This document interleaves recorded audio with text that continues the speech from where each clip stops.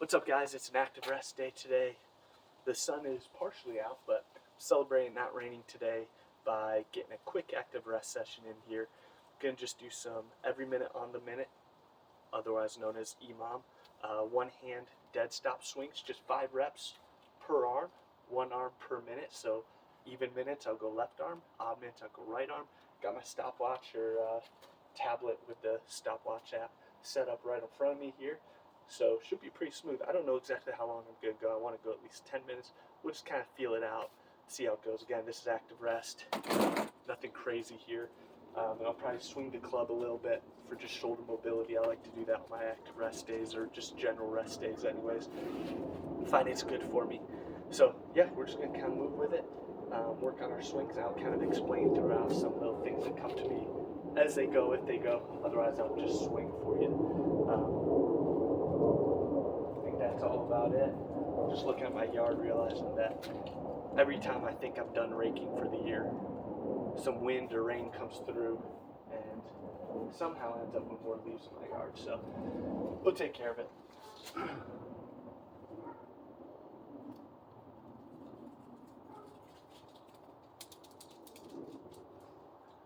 All right, here we go. Left arm first.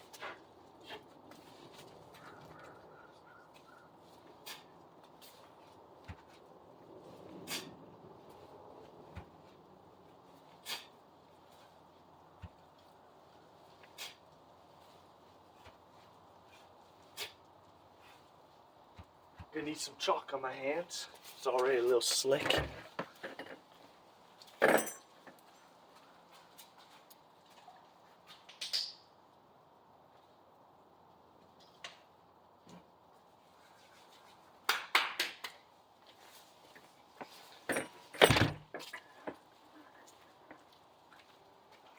Yeah, watch out.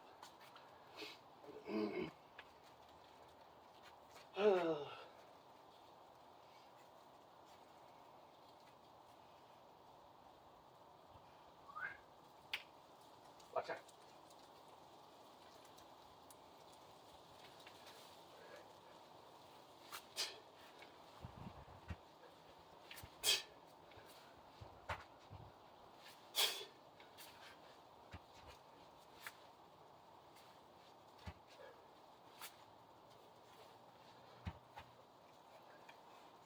Alright, so why dead stop swings? One, just for variation, switch things up. And two, I find dead stop swings are a good way to kind of grease the swing pattern, right? It really helps teach how to be explosive and tight for each set. From a muscular and strength standpoint, probably get a little bit more lat and quad with dead stop swings. Other than that, not a huge difference. There's a little more time, right? 5 reps takes longer than straight sets of swings.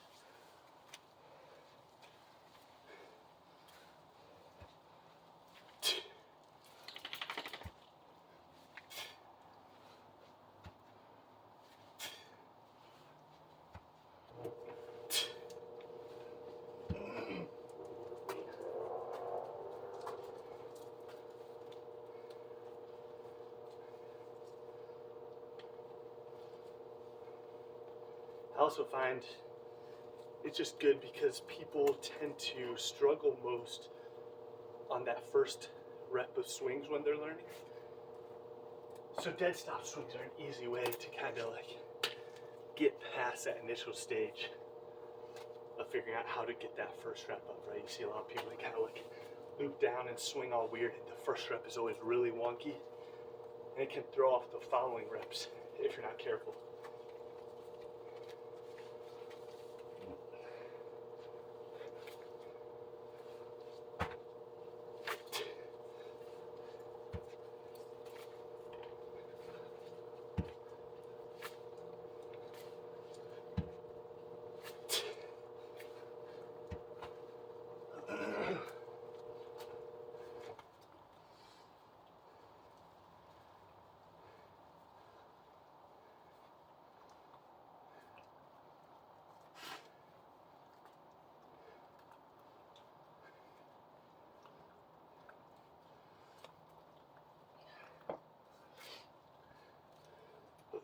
that's why initially when people are new to training kettlebell swings, I'll often just be like, we'll work on some dead stop swings, just at 1 rep separately.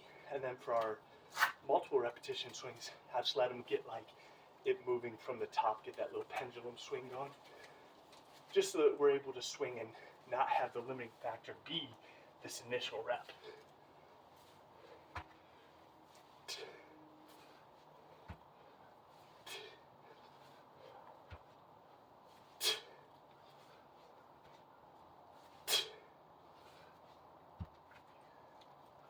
But this is a great drill to help with that. If you are someone who's struggling with that initial rep, dead stop swings are a good way to fix that problem.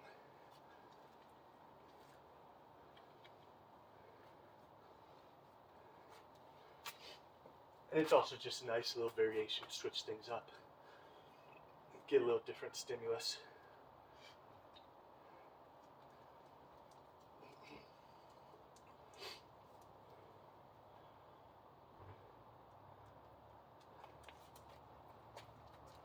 Watch out, Jet. Hey, watch out. Oh, life with GSPs.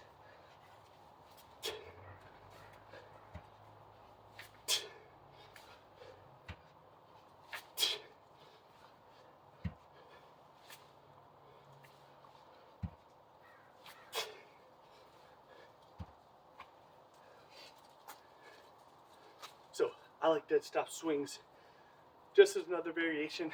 I don't usually do them in my normal training sessions. I usually do traditional one-hand swings. But dead stop's a cool way on these active rest EMOM days to get a little extra work in, work on a few extra drills.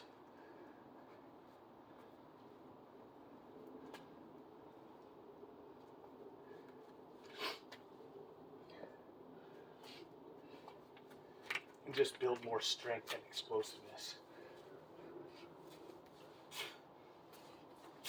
Oop.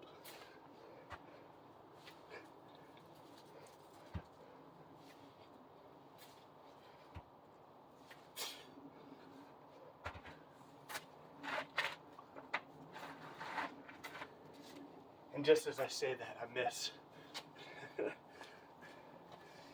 I miss a rep and go right into typical swings.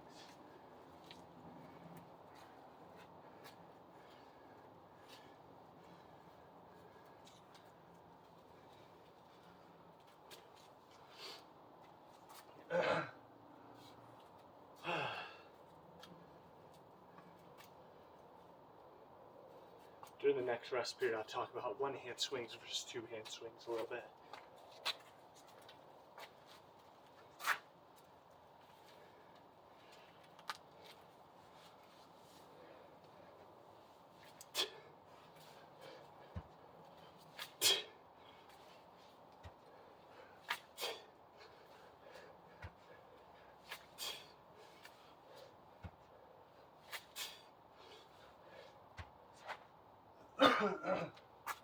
So, one-hand swings versus two-hand swings.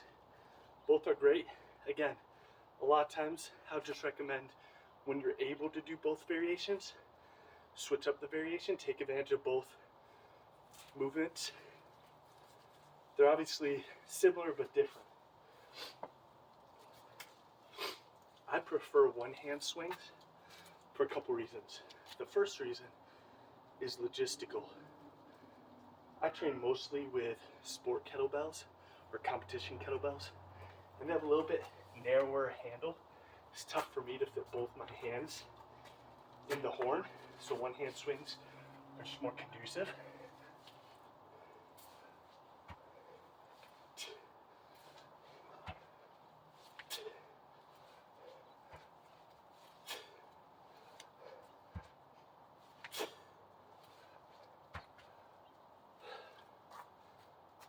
Second reason I prefer one-hand swings over two-hand swings is from a muscular recruitment standpoint.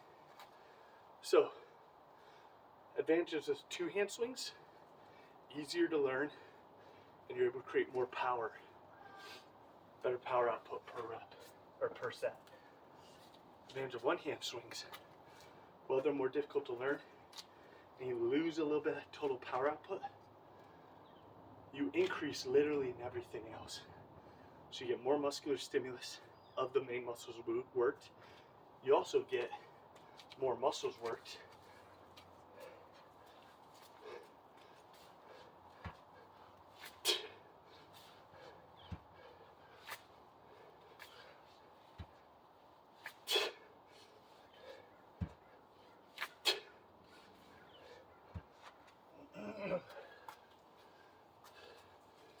So you get more stimulus of the primary muscles worked.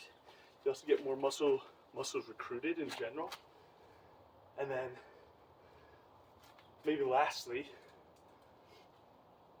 is you get more movement patterns trained, right? So in a two-hand swing, you're getting primarily glutes, hamstrings, a little bit of abs, a little bit of lats, and a little bit of quads.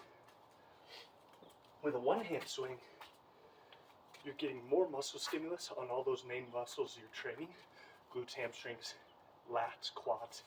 They all get hit harder with one-hand swings compared to two-hand swings, which is a benefit in my mind.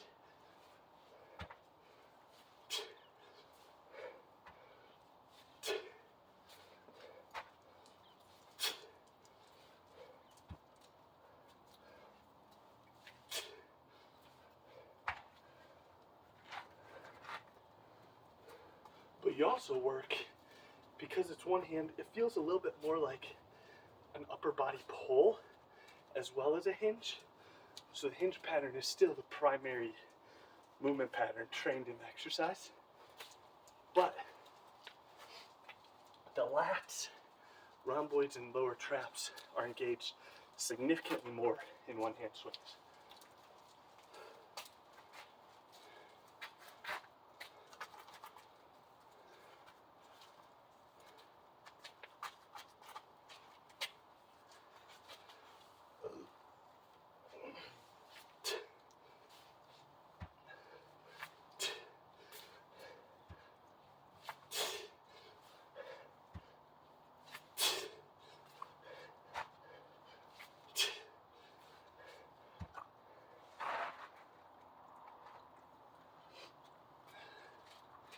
You also get more forearm and grip work with one-hand swings, and also not just abs and not just more abs, you get a lot more obliques.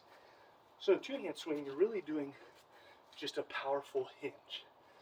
With a one-hand swing, you're getting a powerful hinge and a powerful anti-rotation, right?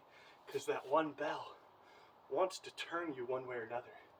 So you really have to plank down and brace the core to prevent that rotation, which is sneaky good for ab development, strength, and back health.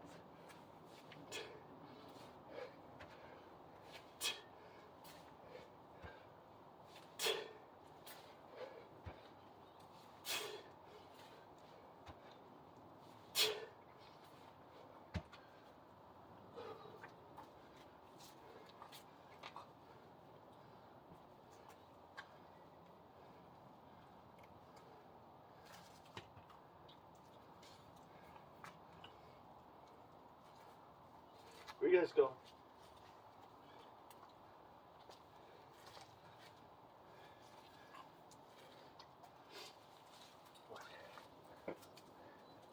Watch out, girl.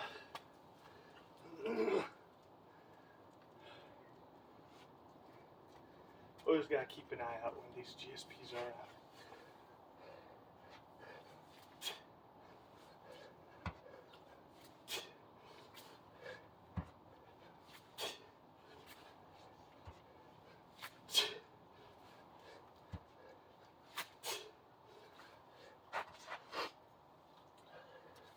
One-hand swings are also nice because it just allows you to use lighter weights, relatively speaking. Right? Two-hand swings, really anything less than 40 kilos, 88 pounds, doesn't feel heavy enough for me unless I'm going really high rep. And in that case, I'm working more in that strength endurance phase anyway. So when it comes to like power and strength, I really need 40, 48 or heavier kilo bells. 48 would be 106 pounds. Whereas one hand swings, you know, this is a 28 kilo, 62 pounder. And I still get a lot of quality work from it. Watch out, Jet.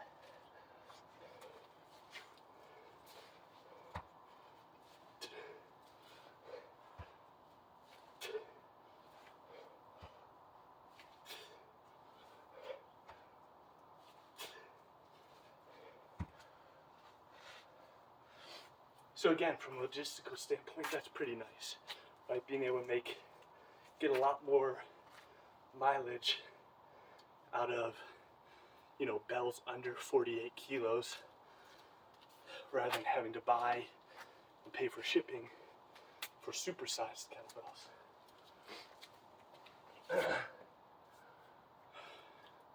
I also think just single arm training, unilateral training, is kind of the advantage of kettlebell training. A lot of people don't do that. That's kind of what the competition bells were originally created for.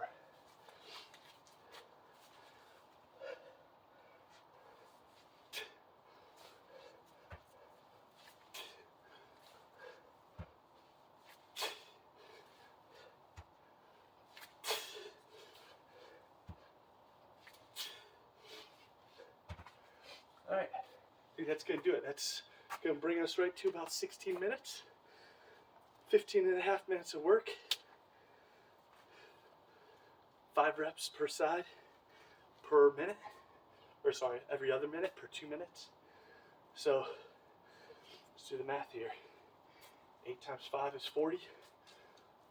So 80 total reps of dead stop swings. 40 reps per side. Got a little bit of a cardio workout, a little bit of a power strength, power endurance workout, and that's it. Some shoulder mobility. I'm not doing anything fancy here. I'm just literally getting some blood into the shoulders and into the rotator cuff specifically. We're on that external rotation.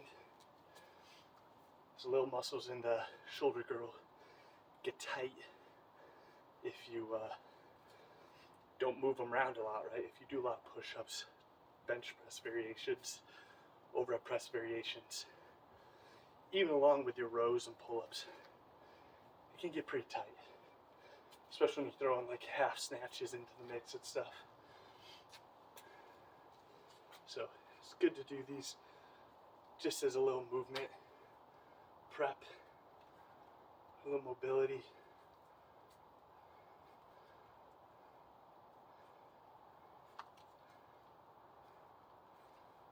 But yeah, that's going to do it for today.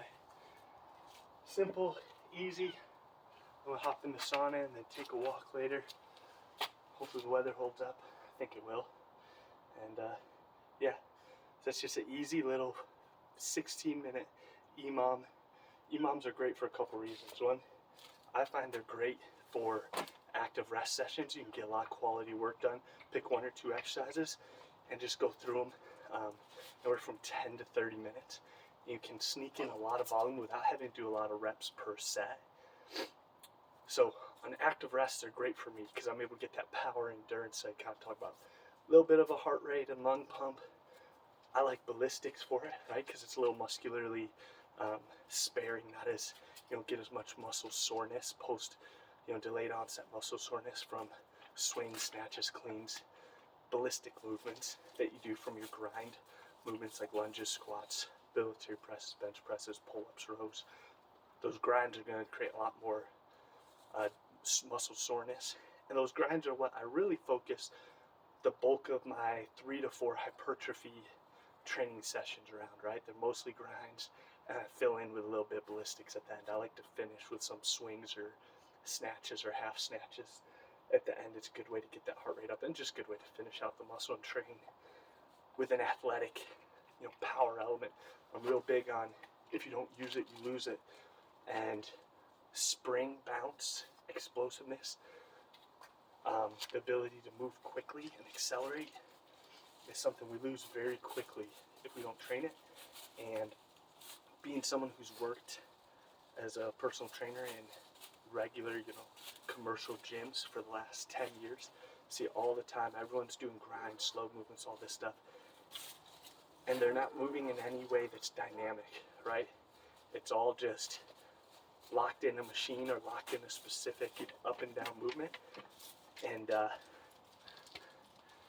there's no explosive athletic training unless someone is like an athlete or something like that, or maybe if they came from a CrossFit background, you'll see them do some ballistic work with dumbbells, kettlebells, or barbells like power cleans and their variations.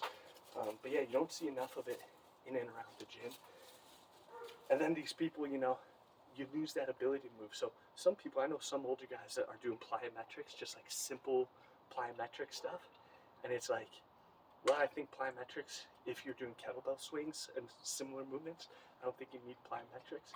If you're not doing anything and you don't have equipment or knowledge to do like kettlebell ballistics or barbell or dumbbell ballistics, then plyometrics can be a great place. As long as you keep them simple. You don't have to go crazy, do the most advanced Soviet methods circa 1965. That's going to probably do you more harm than good. But doing something in your training where you're moving quickly, even jump rope's a great way to train that bounce and that little bit of twitchiness. But don't just dive right into jump rope. If you haven't jump roped in a while, listen to me. Start out, first off, do some calf raises. Make sure you build up the Achilles tendon and the soleus and the calf muscles. And secondly, start out with like jumping jacks or something, right? Before you get into jump rope. Otherwise, you're going to just absolutely, your feet, your ankles, your calves are going to kill if you haven't done it in a while. But jump rope's a great one to work in. Real simple and, low skill, not a lot of thought has to go into it. It's a good way to train some bounce. But if you really want to accelerate, I think getting with someone to teach you how to do kettlebell swings is a great place to start. Start with 2-hand swings.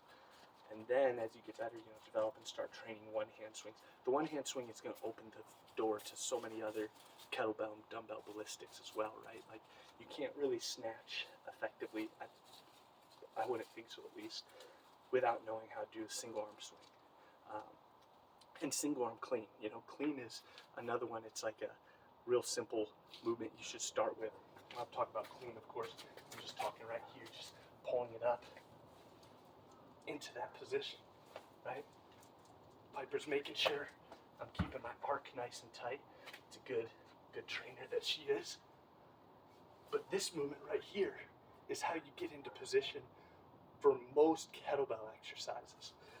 So it's great to learn the clean, and it's great to learn eventually the 1-hand swing to unlock a bunch of other kettlebell skills. You can also do EMOMs. I know a lot of people that do every minute on the minute stuff within their training. It's either their whole program or it's a part of their program, which is another good way to do it. I have a program that's for free on my Gumroad site, which is Garage Gym Bro at Gumroad. You can just search it, or I can leave a link. It's probably easier. And on that, I have a program called Fit Minimalist, and it's completely free, and it's a 4-day program that's all EMOM, right? It's like you can choose anywhere from 15, 20, 25, or 30 minutes, and you alternate between these EMOM exercises. And what you do is, each set, you may not be getting super close to failure earlier on in the workout. You're accumulating a ton of reps or number of lifts. And it's a great way to get a ton of quality volume done in a dense, short amount of time. So I'll stop there. I don't want this going too long. We can talk about density training, all that stuff later. But EMOM's a good way to train more efficiently in your training. It's also just a good way to spice things up and do some quick, active rest day movement, which is how I primarily use it. 10 to 20 minutes on the clock, and I'll do every minute swings. I might do some push-ups, I might do air squats, something like that.